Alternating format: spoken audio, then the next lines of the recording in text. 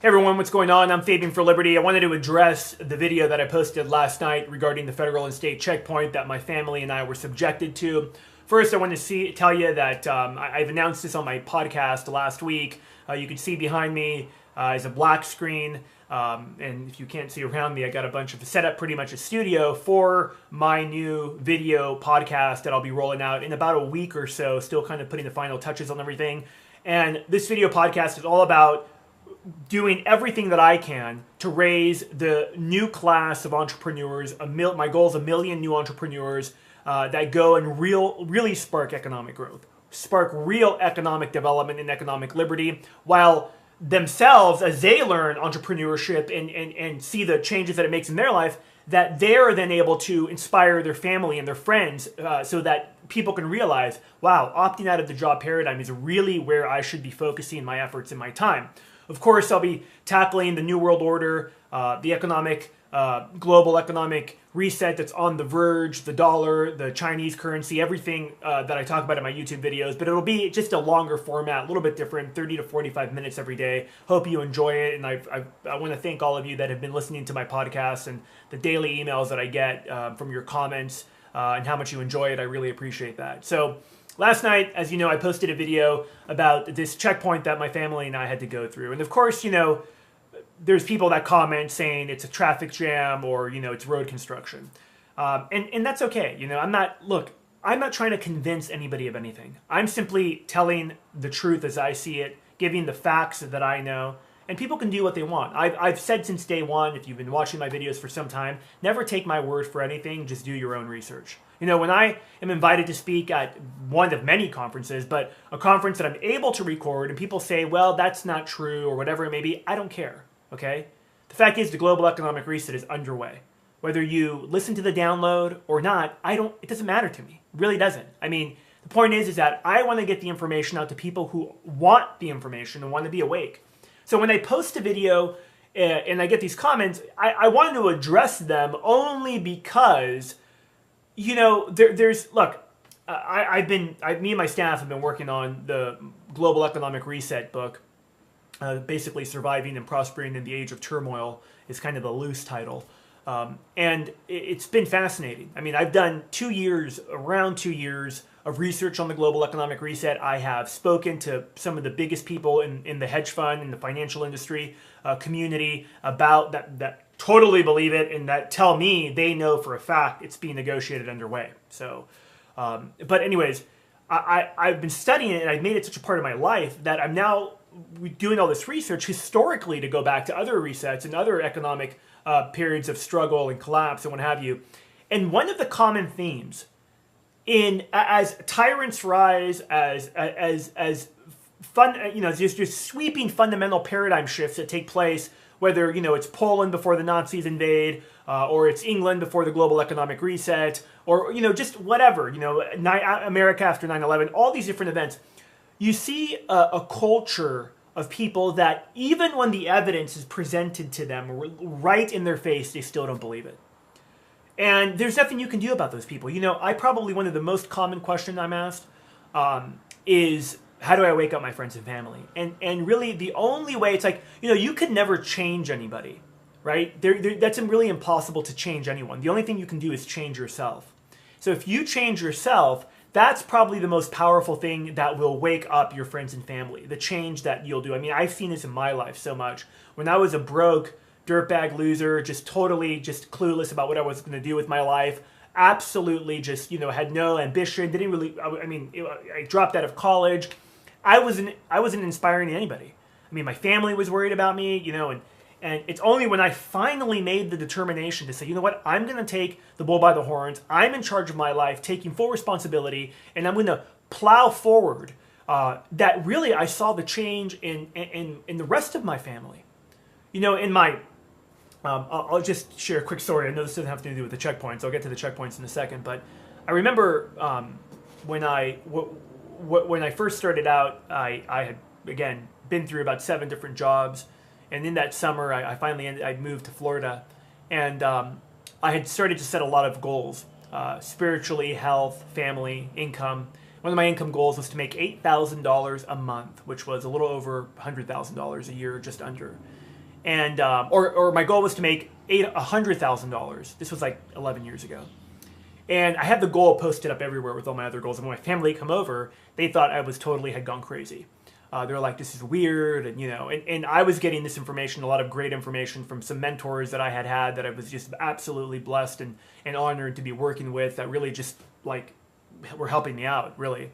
And I remember my brother comes over and he looks at the goal and he tells me, do you know that $100,000 a month or $100,000 a year is $8,000 a month?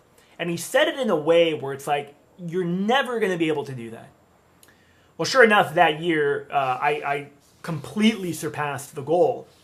And after that period, my relationship with him fundamentally changed. He would take me more serious. I was more of an influence on his life. And that's what changing yourself means.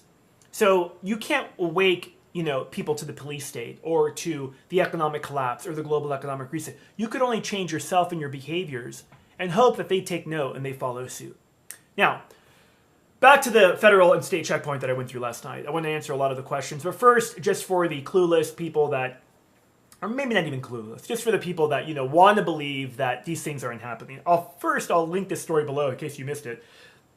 This was from USA Today. Voluntary checkpoints spark backlash. Checkpoints, which the government insists are voluntary, and they're not, are creating the backlash because of the presence of uniformed police officers. Some police departments won't participate anymore, and you'll read this story. It is incredibly troubling and downright frightening. I can tell you last night, my family, my wife and kids were frightened, quite frankly, at what we went through.